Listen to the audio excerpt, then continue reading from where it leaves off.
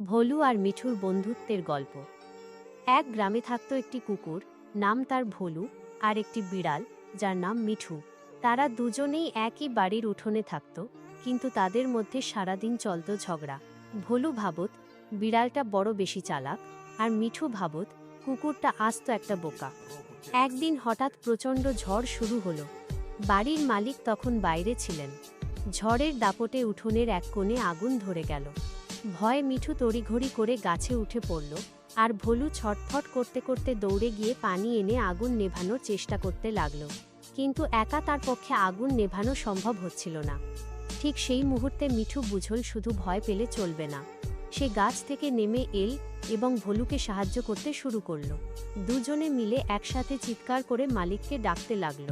তাদের চিৎকার শুনে মালিক ছুটে এলেন এবং দ্রুত আগুন নিভিয়ে ফেললেন। সেদিন থেকে ভোলু আর মিঠু বুঝতে পারল